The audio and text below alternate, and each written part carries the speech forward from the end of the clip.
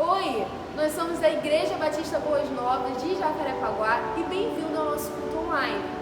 Nossa oração é que, da onde você estiver, você sinta a presença de Deus. Não deixe de acompanhar as nossas redes sociais, curtir esse vídeo e se inscrever no canal. Tenha um bom culto. Olá, irmãos, graça e paz. Estamos aqui com uma alegria mais uma vez para louvar e adorar ao Senhor Jesus juntamente com a igreja. Você de onde está? Eu convido você nesse momento a orarmos em nome de Jesus. Eterno Deus e soberano Pai, Senhor, nós te agradecemos pela rica oportunidade de estarmos mais uma vez, Senhor, reunidos em Teu nome, sabendo que o Senhor está conosco durante este tempo de crise, Senhor, tendo sabido de que nenhuma crise é maior do que o Seu poder, de que o Senhor, de onde está, da Sua glória, o Senhor pode determinar o final dessa crise. Nessa noite a Sua igreja se reúne, Senhor, em lares, nesse momento, juntamente com os seus familiares, e ora a Ti. A Tua igreja está neste momento clamando a Ti, Senhor, para que o Senhor possa continuar guardando o Seu povo, guardando os Seus filhos, os livrando de todo o mal, Senhor. Neste momento, Senhor, entregamos a nossa oração em gratidão a Ti, em reconhecimento, Senhor, da Tua generosidade, do Teu poder, do Teu cuidado, Senhor, como o Senhor tem cuidado de nós. Nós te agradecemos, ó Pai. Nesta noite, Senhor, colocamos em Tuas mãos os nossos familiares, Senhor. Colocamos os nossos irmãos em Cristo. Colocamos os seus familiares em Tuas mãos. Pedindo a Ti, Senhor, que Tu continues cuidando de cada um do Teu jeito, Senhor. Cheio de amor, cheio de paz, cheio de cuidado, Senhor. Nós Te amamos, Jesus. Nós Te amamos e nós queremos Te amar mais ainda. Que cresça em nosso coração o desejo de viver uma vida consagrada, santificada a Ti.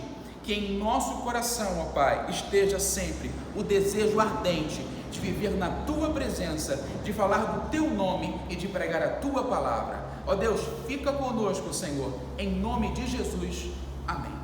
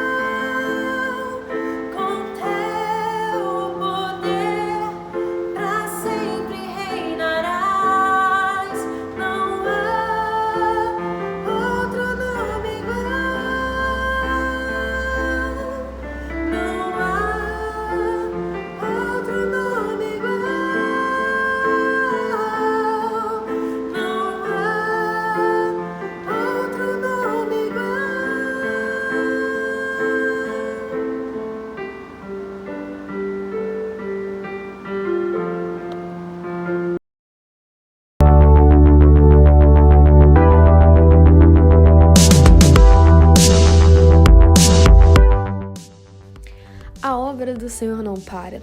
E por isso, a Igreja Batista Boas Novas também não.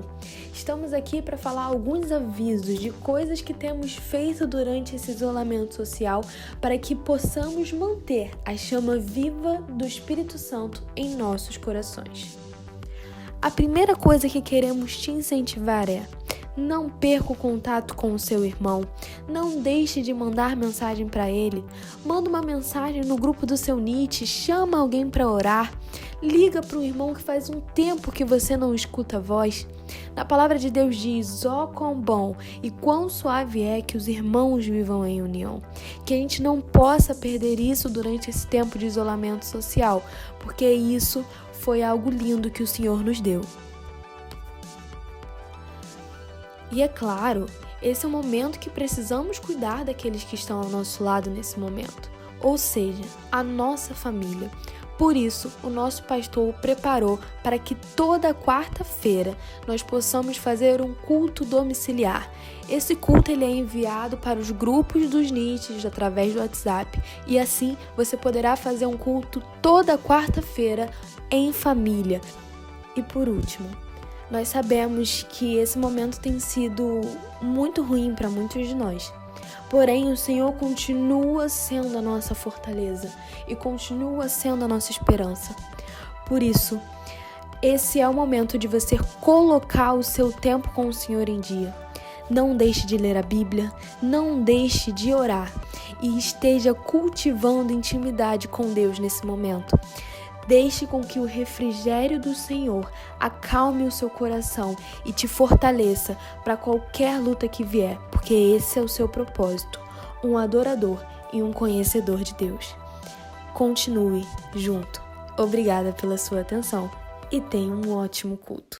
Vamos à palavra de Deus, à pregação da mensagem dessa noite. Eu convido você a abrir a sua Bíblia no livro de Atos dos Apóstolos, no capítulo de número 8, versos 1, 2 e 3. Abra comigo em nome de Jesus. Diz assim a palavra de Deus. A epígrafe do texto diz: o Evangelho em Samaria. Atos 8, a partir do verso 1 diz: e também Saulo consentiu na morte de Estevão. E fez-se naquele dia uma grande perseguição contra a igreja que estava em Jerusalém. E todos foram dispersos pelas terras da Judéia e da Samaria, exceto os apóstolos. E alguns varões piedosos foram enterrar Estevão e fizeram sobre ele grande pranto. E Saulo assolava a igreja, entrando pelas casas e arrastando homens e mulheres, e os encerrava na prisão. Oremos em nome de Jesus. Senhor, eis aqui a tua palavra. Guia-nos, Pai, para que a mensagem seja pregada exatamente conforme o teu Espírito deseja que façamos. Ó Pai, usa a minha vida como instrumento. Eu também necessito, Pai, receber de Ti. E eu compreendo, ó Pai, que só estamos aqui, só estamos fazendo essa obra porque o Senhor nos designou. Por isso, fala aos nossos corações. Que não seja a palavra que está no meu coração, Senhor, mas que seja a palavra que vem do teu coração para a tua igreja. É o que eu te peço, em nome de Jesus. Amém. Irmãos, nós temos um tema muito interessante para a mensagem de hoje. É um tema histórico, é um tema que a igreja precisa conhecer, é a história da igreja. O capítulo 8 do livro de Atos dos Apóstolos, do versículo 1 até o 3, registra uma primeira perseguição, o início de muitas perseguições que a igreja sofreu durante os séculos. A história da igreja registra inúmeros momentos de sofrimento. A nossa fé, a fé cristã, ela foi alicerçada e embasada com lágrimas, com choro e com o sangue de muitas pessoas que deram as suas vidas para que nós estivéssemos aqui hoje pregando essa mensagem. Eu quero pregar a mensagem de hoje sob o título Cristianismo, uma fé histórica. Na mensagem de hoje eu quero colocar aos irmãos um período da igreja, um período do século I até o século IV, que é designado como a igreja primitiva, tá certo? A fé cristã foi e é motivo de estudo dos livros de história. Se nós não tivéssemos a Bíblia hoje aqui para pregarmos o Evangelho, a história diria um pouco da nossa história. É claro, nós cremos que a Bíblia ela é a revelação de Deus, nós cremos que a Bíblia é a boca de Deus. Acreditamos e cremos na inerrância das Escrituras, entendemos que dela provém tudo aquilo que Deus quer que a gente aprenda, mas precisamos saber também que os livros de história registram uma história maravilhosa, bonita, cheia de, parece um filme, cheia de acontecimentos e histórias que nos fazem chorar, e eu quero contar para você um pouco dessa história. Eu quero contar para você como um grupo de 12 discípulos escolhidos por Jesus na Palestina do primeiro século se tornou uma das maiores religiões do mundo. Estima-se que existam mais de 3 bilhões de cristãos no mundo atual, mas eu preciso desenrolar essa história com vocês, eu preciso começar a navegar com vocês sobre essa história para que a gente entenda. Jesus não funda somente uma nova religião, é preciso entender o que quer dizer religião. Religião é um conjunto de princípios, crenças e práticas doutrinárias religiosas, baseada em um ou mais livros sagrados que unem seus seguidores numa mesma comunidade moral chamada igreja. É preciso entender de onde vem a palavra religião. Vem do latim religio, que quer dizer respeito pelo sagrado. Uma outra palavra que também se aplica, se aceita, mas menos do que religio, é religare, que é o ato de atar ou ligar com firmeza. É preciso entender que Cristo não veio implantar somente uma nova religião, um novo conceito, mas um novo conceito de vida, retratada por uma comunhão profunda com Deus e também com os homens. João capítulo 17, do verso 22 até o verso 24, Jesus nos ensina que comunhão é essa, que intimidade é essa, e ele diz: e eu dei-lhes a glória que a mim me deste, para que sejam um, como nós somos um, eu neles e tu em mim, para que eles sejam perfeitos em unidade, e para que o mundo conheça que tu me enviaste a mim, e que tens amado a eles como me tens amado a mim. Pai, aqueles que me deste, quero que onde eu estiver, também eles estejam comigo, para que vejam a minha glória que me deste, porque tu me has amado antes da criação do mundo. É preciso entender que Cristo, ele nos aproximou de Deus. Primeiro, a gente já aprendeu que ele veio para pagar os nossos pecados, nos dar a vida eterna, mas também nos trazer uma comunhão maior com Deus. Cristo veio fazer isso, tirar o homem que estava perdido, desgarrado, caminhando para o inferno, para aproximar-se de Deus, para ter relação mais profunda e íntima com Deus, que é a comunhão. Jesus teve um ministério curtíssimo, apenas 3 anos e alguma coisa, apenas 3 anos e meio. A história do mundo foi mudada, foi transformada em apenas 3 anos de ministério. Nós temos a incumbência de fazer uma obra também tão gloriosa quanto, porque ele disse: vocês não fiquem aí assustados por tudo que tem visto, vocês farão obras maiores ainda. Ele não estava brincando com a gente, não era uma piada de Jesus, mas ele sabia que com o seu Espírito em nós, o Espírito Santo, nós também faríamos obras maravilhosas. Ele teve um ministério curto e ele veio quando assim Deus decretou. Gálatas capítulo 4, verso 4 e 5 conta sobre o tempo em que ele veio. Diz assim, Gálatas 4, versículo 4 e 5: mas, vindo a plenitude dos tempos, Deus enviou seu Filho, nascido de mulher, nascido sob a lei, para remir os que estavam debaixo da lei, a fim de recebermos a adoção de filhos. Gente, Marcos capítulo 3 e Lucas capítulo 6 registra que Jesus escolheu 12 homens. Não eram dos mais formados da época, não eram dos mais renomados, eram pessoas simples. Jesus escolheu 12 homens para que o evangelho fosse pregado por eles, para que as pessoas fossem alcançadas pelo reino de Deus.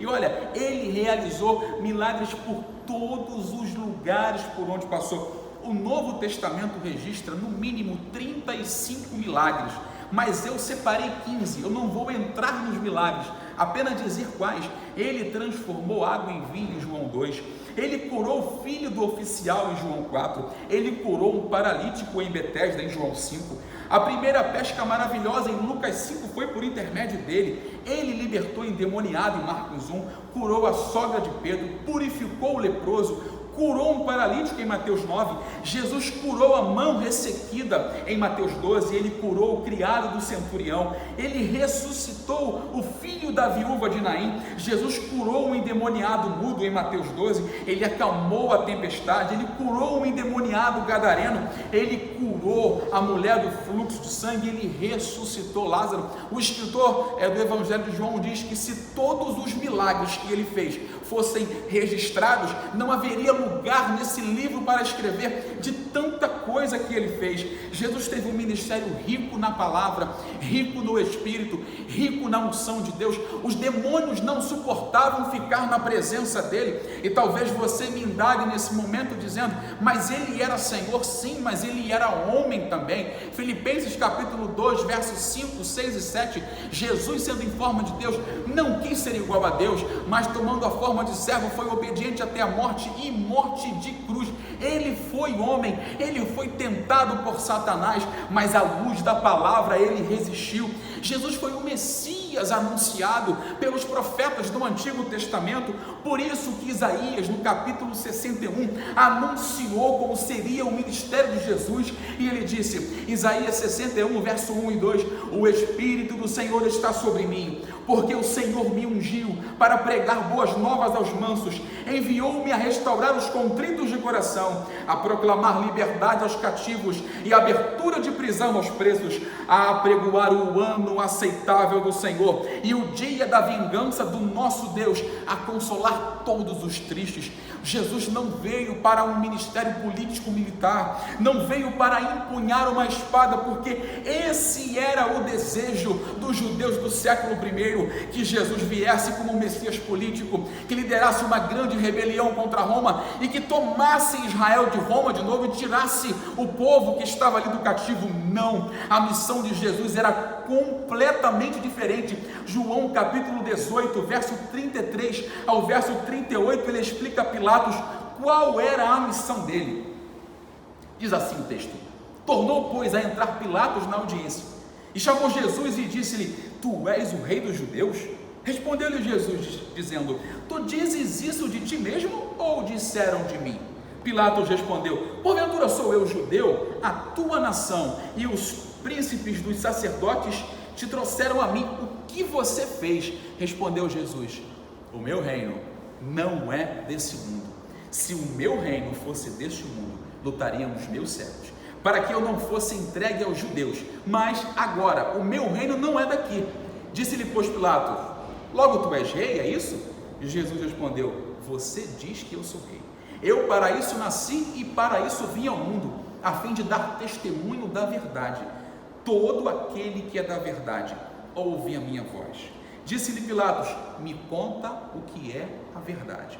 E dizendo isso, voltou até os judeus e disse, não acho nesse homem crime algum. Jesus não precisou se defender, ele apenas anunciou a que ele veio. Pilatos viu que ali não se tratava de um bandido, de um homem que estivesse promovendo anarquia ou bagunça no meio do povo, mas de alguém que tinha sido enviado por Deus. Pilatos viu a verdade nos olhos de Jesus. Sobre o reino, o escritor aos Romanos escreveu em pouquíssimas palavras. Capítulo 14 de Romanos, verso 17. Porque o reino de Deus não é comida nem bebida, mas justiça, paz, alegria no Espírito Santo. Todo mundo sabe a história. Jesus foi entregue aos principais da sinagoga, ele foi açoitado, ele foi crucificado, ele foi morto e ressuscitou ao terceiro dia. O que seria então da fé cristã sem a presença física de Jesus? Como ele suportaria? Jesus, sabendo dessa dificuldade, falou 2 vezes sobre quem seria enviado em seu lugar. João capítulo 14, verso 26 diz, mas aquele Consolador, ou Paracleto, o Espírito Santo, que o Pai enviará em meu nome, vos ensinará todas as coisas e vos fará lembrar de tudo quanto vos tenho dito. Em João, no capítulo 15, ele tornou a falar sobre o assunto, no verso 26. Mas, quando vier o Consolador, que eu da parte do Pai vos hei de enviar, aquele Espírito da verdade que procede do Pai, ele testificará de mim. Depois que Jesus foi preso, morto e ressurreto, ele precisava se mostrar aos seus discípulos. A igreja precisava saber que ele estava vivo, e é por isso que ele fez algumas aparições. Ele apareceu a Maria em João 20, ele apareceu aos discípulos a caminho de Emaús, ele apareceu a Pedro, apareceu aos 10 discípulos quando Tomé não estava presente, e depois aos 11 quando Tomé estava presente. Ele apareceu aos 7 apóstolos no mar da Galileia, apareceu a mais de 500 irmãos, como registra 1 Coríntios 15, verso 6. Ele apareceu a Tiago, seu irmão, apareceu aos apóstolos na grande comissão em Lucas 24, verso 46 ao 49, e Atos 1, do verso 4 ao 12. Ele apareceu para Estevão no dia do seu apedrejamento, apareceu a Paulo no dia da sua conversão em Atos 9, apareceu a Paulo em Corinto, e está registrado em Atos dos Apóstolos, capítulo 18, verso 9 e 10. Apareceu a Paulo no templo, apareceu a Paulo em Jerusalém, em 2 Coríntios 12, do 1 ao 4, e a João na ilha de Patmos.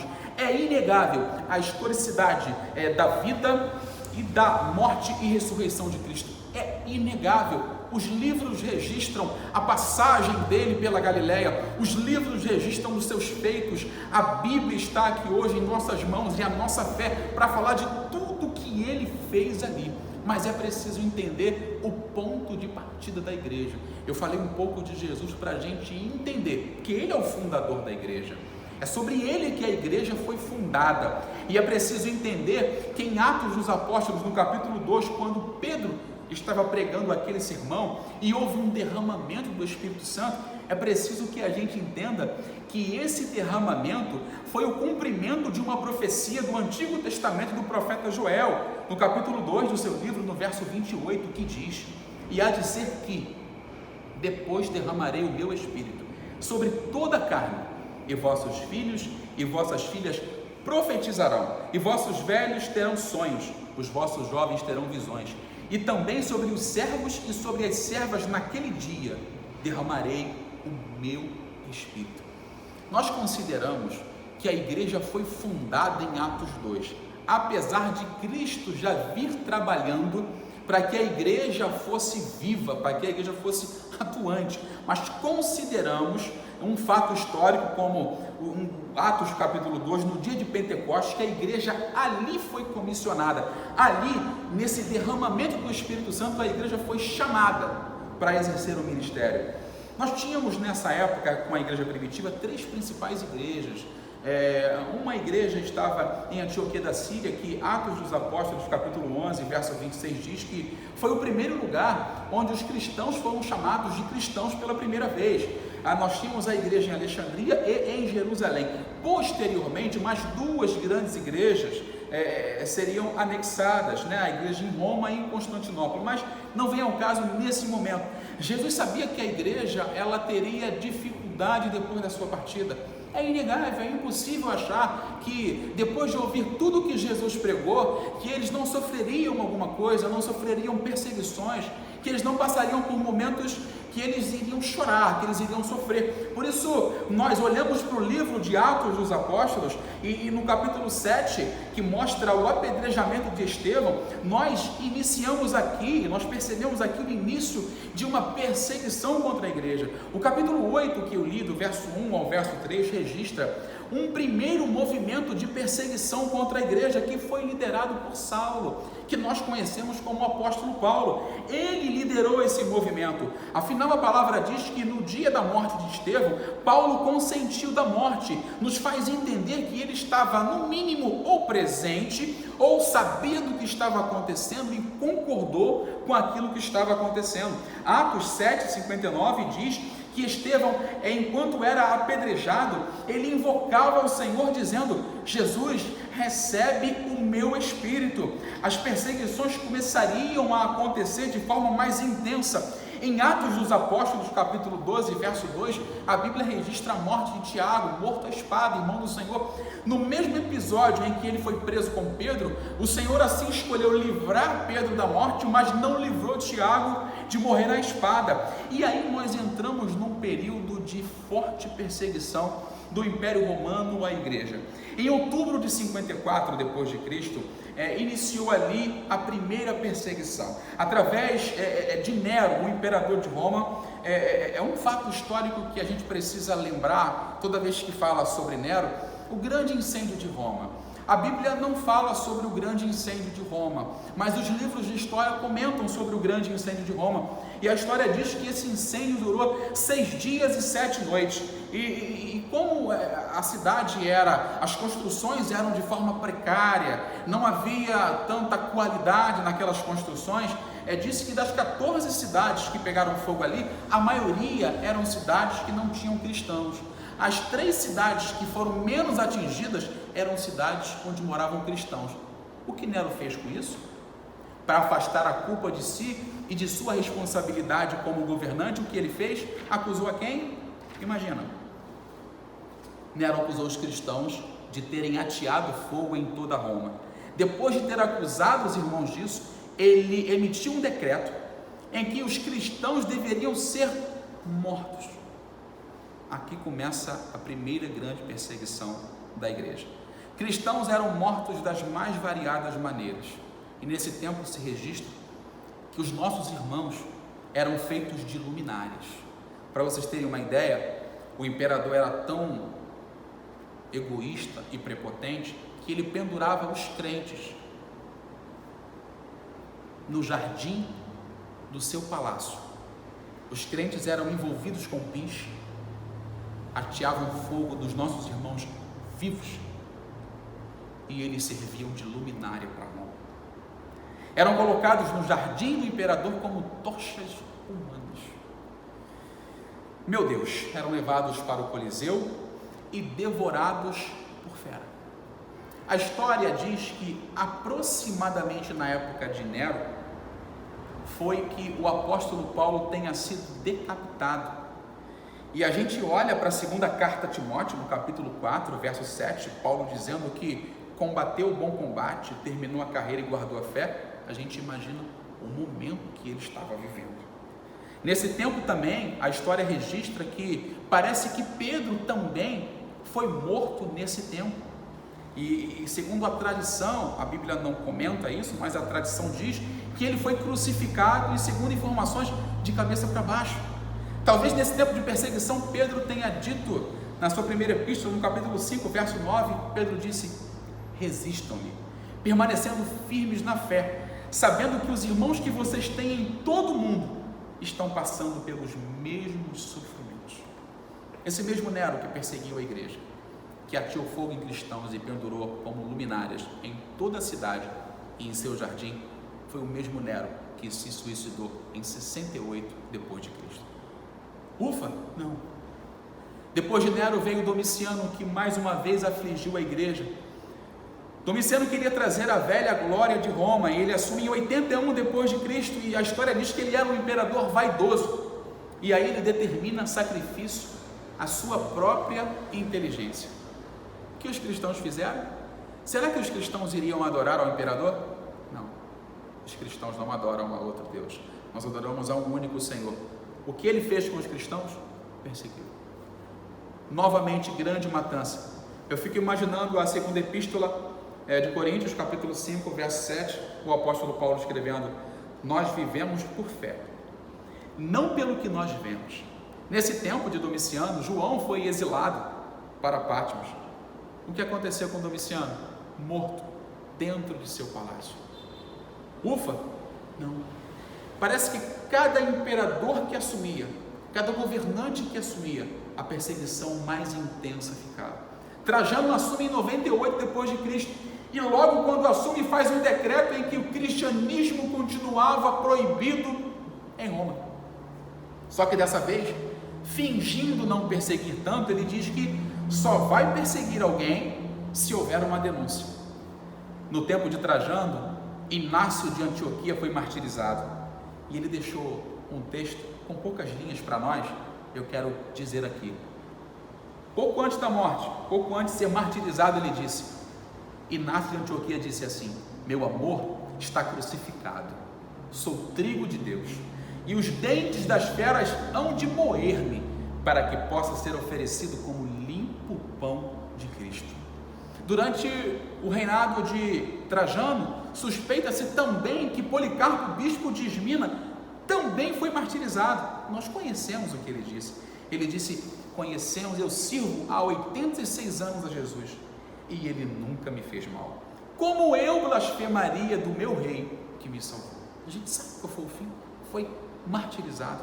E a gente lembra de Hebreus, capítulo 11, verso 1, que diz: ora, a fé é a certeza daquilo que esperamos e a prova das coisas que não vemos. O sangue dos mártires foram sementes para o Evangelho. Além das perseguições romanas, nós, além de fogo cruzado dos imperadores, nós tínhamos ainda fogo amigo dentro da igreja. A igreja, além de ser afligida pelos governantes, a igreja também era afligida por heresias que estavam entrando na igreja. Irmãos, era luta de todo lado. A liberdade que nós temos para cultuar ao Senhor hoje, de ministrar a sua palavra, de evangelizar, de enviar uma mensagem, é enorme. Os cristãos desse tempo sofriam de todos os lados. Olha o que aconteceu no século II. O gnosticismo, ele se propagava e ele dizia que Jesus era um ser criado por Deus, que era somente um espírito, recusando a vida terrena de Jesus. Acreditava que Jesus não era igual a Deus, mas uma emanação de Deus. Seguidores de Marcião propagaram essa heresia. Outra heresia desse tempo, o docetismo, que defendia que o corpo de Cristo era uma ilusão e que sua crucificação teria sido apenas aparente. Heresia dentro da igreja. O apóstolo João, advertindo sobre esses falsos ensinos, disse na sua primeira epístola, no capítulo 4, do verso 1 ao 3, ele disse: irmãos amados, não creiam em todo o Espírito, mas provem se os Espíritos são de Deus, porque já muitos falsos profetas se têm levantado no mundo. Nisto conhecereis o Espírito de Deus.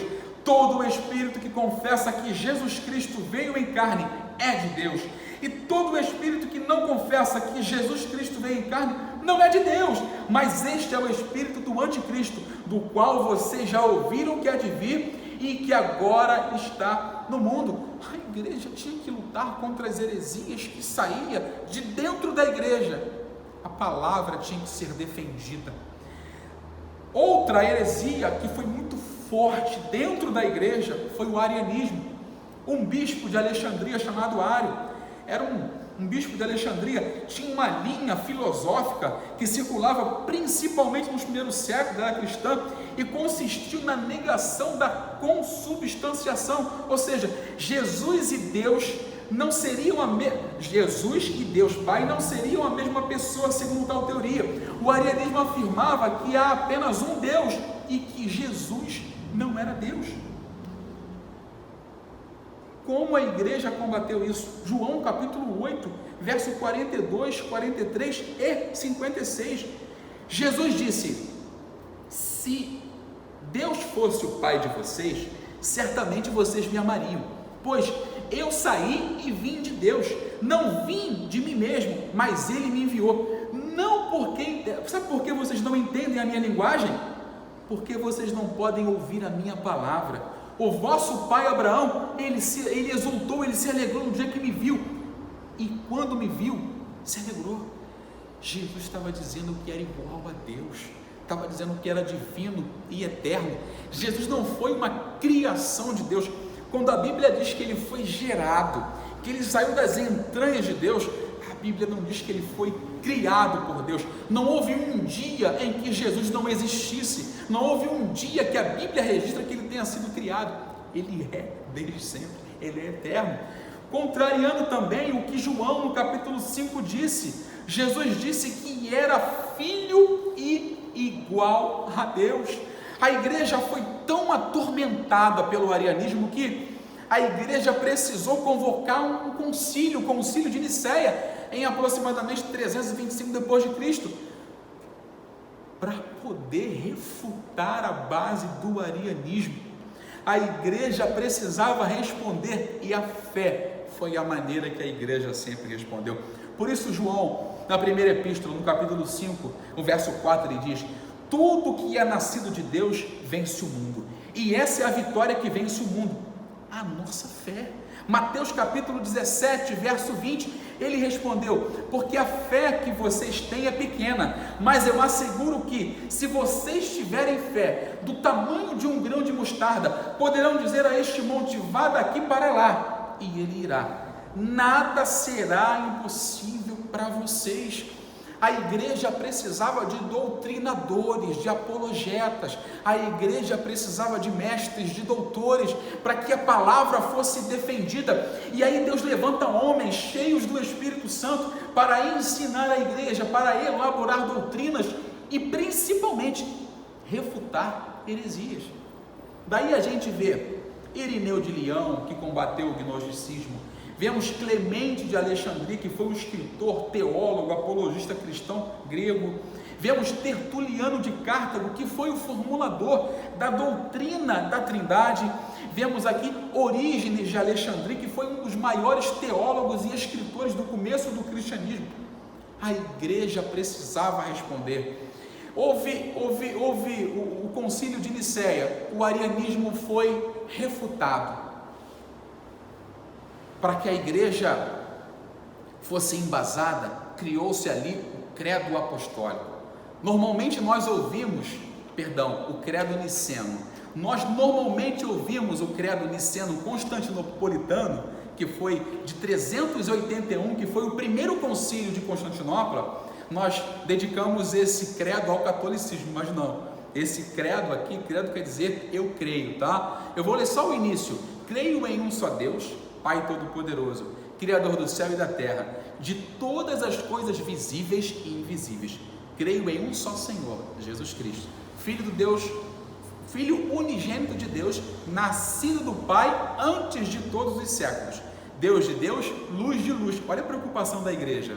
Deus verdadeiro de Deus verdadeiro, gerado, não criado, consubstancial ao Pai. Por Ele todas as coisas foram feitas.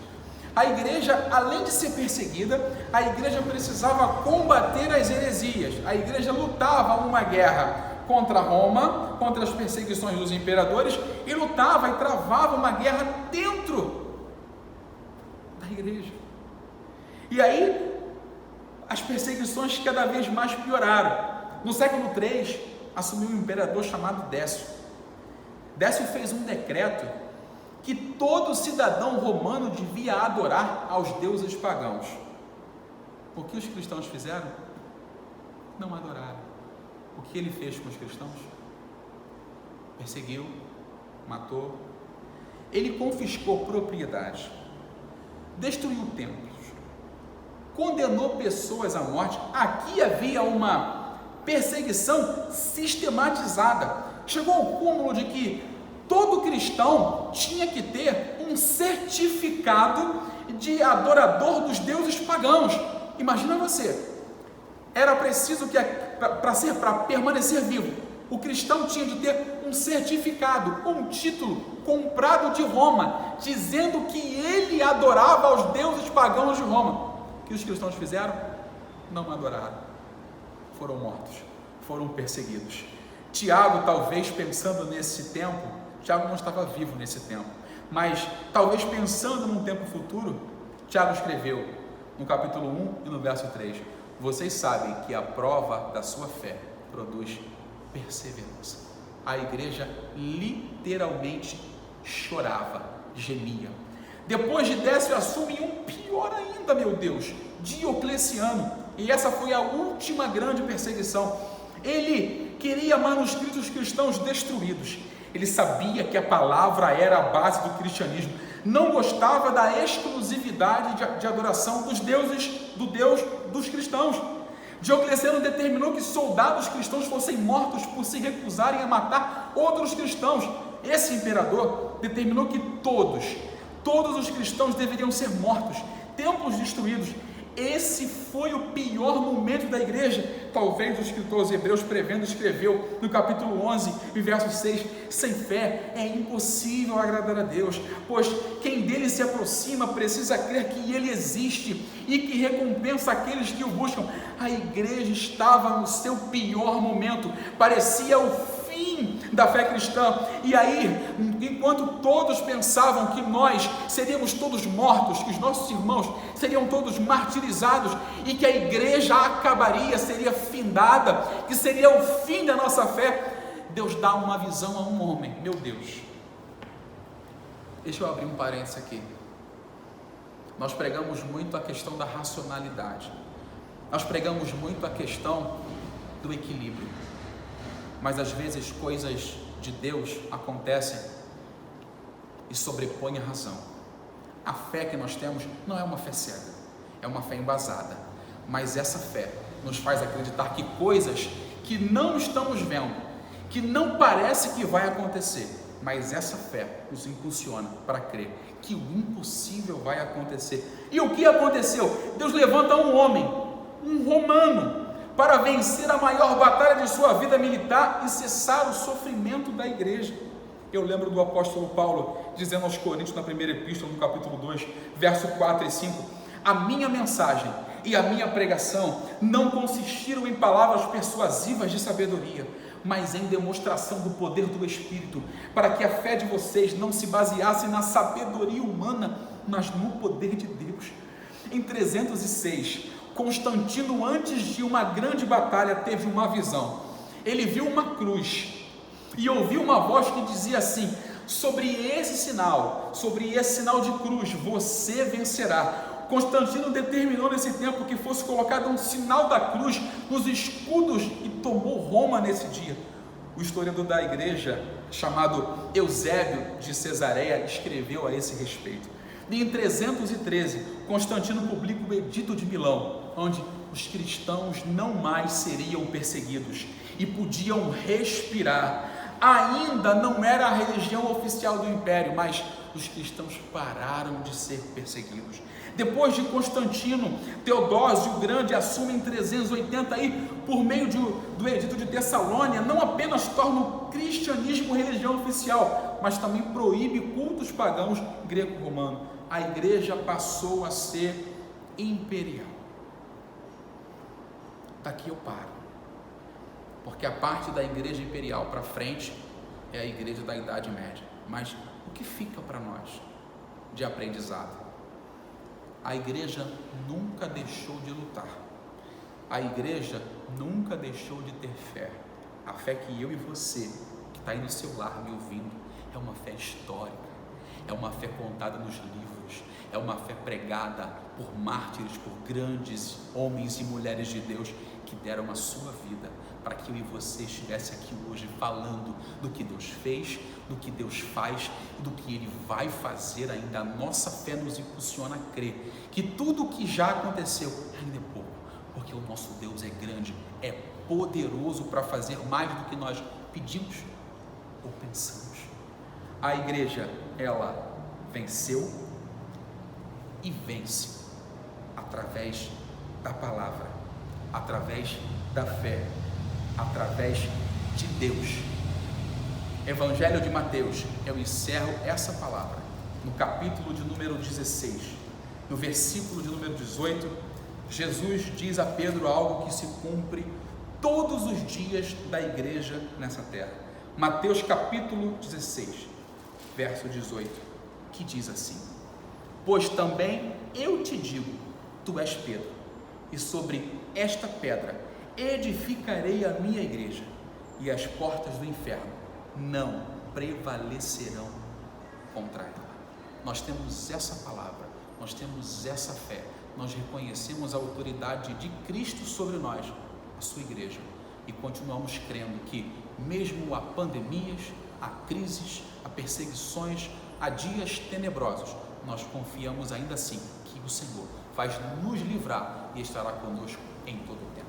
Que Deus abençoe a sua vida.